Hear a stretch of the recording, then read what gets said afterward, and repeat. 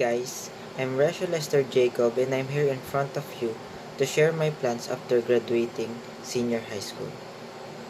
I'll tell you what course I'm taking in college and at the same time I give you some tips for the future STEM students there who hadn't chose the course that they want. The course that I want to take is computer engineering. Do you know why? Because I am interested in different components of the computer and also the software functions of it. When I was in grade 10, I'm planning what strand that I required to have an engineering degree.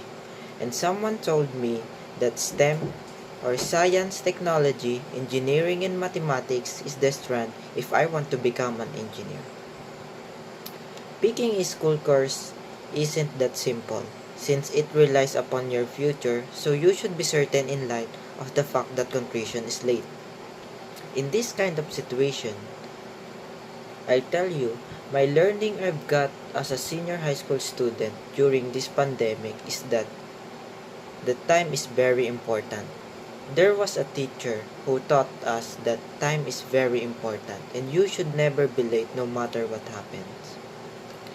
I learned a lot of academic studies, but what sticks in my mind is that I was taught to always be on time. It helped me to do things I couldn't do before, just like I didn't procrastinate anymore. I am able to cop up to the things sooner and I no longer hesitate to fix the problems and I think I'm able to solve them. My plans when I finish senior high school, I will try to get a computer engineering course. I will take the PM and also I will take the PMA exam. If I pass it, I will try to enter because I also want to be a soldier. My father told me not to get stuck in something because when the time comes, you will have no choice but to go to the thing that I don't want to do. So, sabi ng aking ama, kailangan ko daw mag-try ng kung anong opportunity ang dumating sa aking buhay. So that it relies upon to choose what I want to do. So, I have to try whatever opportunity comes in my way and I will take it. And my plan yet, if I finish senior high school, is to take the computer engineering course and finish it to have a job and help my parents. I will not, I know that this path is not easy and I know I will have many more experiences and everything I've learned, but everything I've learned in LPCA school, I will cherish and be proud of it. And now, for those of you who are simply considering taking a course, I will give you some tips that I know to assist you with picking the right course you need. First one, how do I choose the course that fits to me? First, I spend time thinking about the subject that I am good. Then think about my interests, my strength, my passions, my views, and also my goal in life. I consider all about it. Then when I chose already, I did some research about this course and I even asked some questions to the person who is in this kind of field. I asked their experiences, their opinions, and also listened to their advices. And number 2, what is the course that I decide to take and why? I'll tell you again. I'd like to take computer engineering because I think this course will fit to me. This course challenged me to improve my skills. I see this course will match my skills and personality type. I want to prepare myself for this kind of course and I think I'm ready to take it. And these are some tips I can share to all of you in choosing the right course to take. Tip number 1. Think about the subject that you are good. Think about your interests, your hobbies, and find your passion. It will help you decide to choose the course that suits to you. It is very important to identify your interests, your values, your passions, and also know your abilities. Tip number 2. Do some research about the course that you choose to take.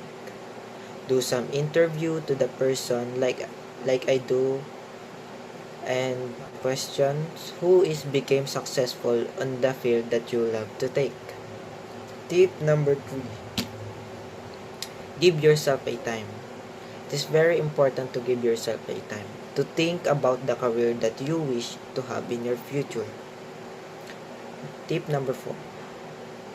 I tell you, course selection is very important because it helps us to focus our interests and learn more about a field we are interested in studying in college.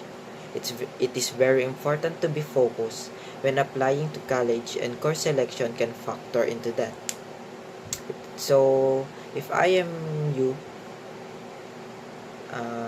search to Google about the course selection and try try to find out what is the course that you are interested.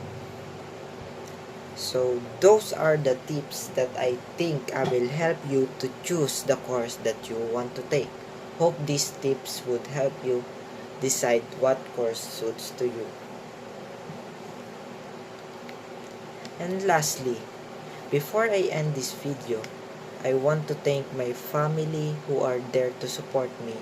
No matter what happens, they are still there to support me.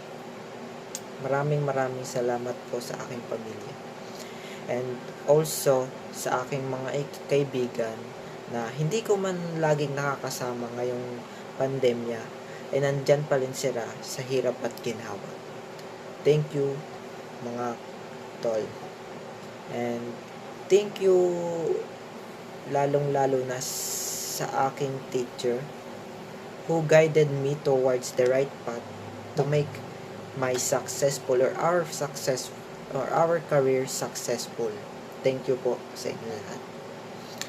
And also for the alma mater, the School of LPCA, thank you and continue inspiring other students and teachers. And maraming salamat po that you guide us in this kind of situation.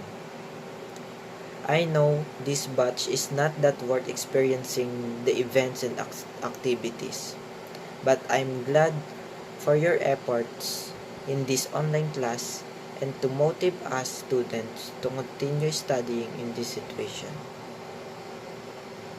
And Sir Albis, thank you po sa lahat, at alam ko na nahihirapan kayong disiplinahin kami, but I know this time will come. I will be prove to you that your teachings are worth it. Thank you and God bless.